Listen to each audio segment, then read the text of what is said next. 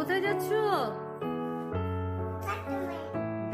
এখন বাজে বিকেল প্রায় 5টা। রিতা ঘুম থেকে উঠে পড়েছে আর উঠেই শুরু হয়ে গিয়েছে ওর দুষ্টুমি। এই ডাইপারের ব্যাগ নিয়ে ও নাকি যাচ্ছে স্কুলে। আর আজ বিকেলে যেহেতু একটু সময় ছিল, ভেবেছিলাম একটু DIY করবো, আর কি করেছি সেটা শেয়ার করব তোমাদের সাথে পরের কোনো ব্লগে। আপাতত রিতাকে খাইয়ে চলে এসেছি রান্নাঘরে। সবার জন্য বানাবো আজ একটু চাউমিন। সাধারণত এগুলো আমি বানাতে খুব কমই চাই, কিন্তু রিতার পাপা চাউমিন খেতে ভীষণই পছন্দ করে। শুধু রিতার পাপা নয়, আমাদের বাড়িতে সবাই চাউমিনটা বেশ ভালোবাসে। প্রথমেই চাউমিনগুলো সেদ্ধ করে জল ঝরিয়ে নিয়েছি, তারপর ডিমগুলো ভেজে নিয়েছি, আর এখন একটু পেঁয়াজ, লঙ্কা, আদা কুচি, রসুন কুচি দিয়ে ভালো মতো চাউমিনটা ভেজে তারপর একে একে সস দিয়ে বেশ ভালো মতো ভেজে নিলাম, আর ওপর থেকে ছড়িয়ে দিলাম ডিম ভাজা। স্যালাড আর সসের সাথে এইরকম চাউমিনটা আমরা ভীষণ পছন্দ করি। আজ অনেকগুলো কাজ আছে, কাল যেহেতু বাড়ি যাব, অনেক প্যাকিং আছে। রিক্তার জামা গোছাতে বসেছি। এই যে আবার 3টা নতুন জামা, এগুলো যে কোথায় ঢুকেছিল এতদিন দেখিনি।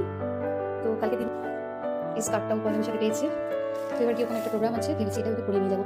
ইচ্ছে তো করে এগুলো। এর আগেও একটা ব্লগে শেয়ার করেছিলাম রিদ্ধার ভালো ভালো জামাগুলো ওকে পরাতেই পারি না গরমের কারণে। আর আমার মেয়ের কমপ্লিট, এবার রিদ্ধার পাপার জামা গোছাবো। বছর জামাই ষষ্ঠীতে যাচ্ছি, কিন্তু আগের বছরের প্রত্যেক কটা জামা এখনো নতুনই রয়েছে। পাপাকে কিছুতেই নতুন জামা পরাতে পারি না, ও সব জায়গায় একই ড্রেস পরে যায়। এই হলো আমাদের জামাই ষষ্ঠীর বাজার। আর এবার ছটপট করে রিদ্ধার ক্রিম, সাবান, শ্যাম্পু আর একটু ওষুধগুলো গুছিয়ে নেবো। রিদ্ধা যখনই বাড়ি থেকে কোথাও যায়, আমি সব সময় ওর এই দুটো ওষুধ, সাথে থার্মোমিটার আর প্যারাসিটামলটা ক্যারি করি। আমি আর আমার মেয়ে কোথাও যখন যাই, আমরা বেশ সুন্দর সুন্দর নতুন জামা পরতে ভালোবাসি, কিন্তু রিদ্ধার পাপাকে কখনোই আমি নতুন জামা পরাতে পারি না।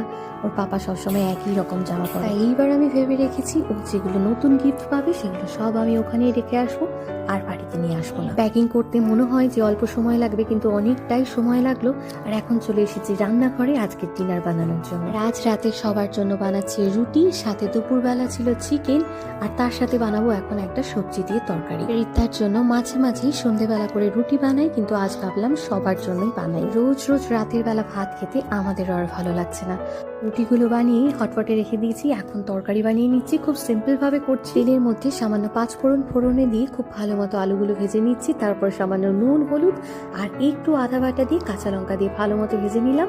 তারপরে সয়াবিনগুলো দিয়ে ঝোল পুড়তে দিয়ে দিলাম। আর এইদিকে রিদ্ধার কাকাইয়ের জন্য আজ বানিয়ে নিচ্ছি চিকেন স্টু। তার জন্য প্রেসার কুকারে সামান্য ঘি বা বাটার দিয়ে তার মধ্যে গোটা গরম মশলা ফোড়নে দিয়ে একে একে সমস্ত সবজি, চিকেন দিয়ে তার মধ্যে সামান্য নুন, গোলমরিচের গুঁড়ো আর একটু দারচিনির গুঁড়ো দিয়ে ভালো মতো প্রেসারে সিটি দিলাম। রিদ্ধাকে খাইয়ে এখন চলে এসেছি আমরা খেতে। আর আজ আমাদের ডিনারে আগেই দেখালাম কি কি মেনু রয়েছে। রুটি, তার সাথে আলু সয়াবিনের তরকারি, চিকেন আর একটু স্যালাড। আজকে ব্লগটি এখানে শেষ করছি, দেখা হচ্ছে পরের ব্লগে।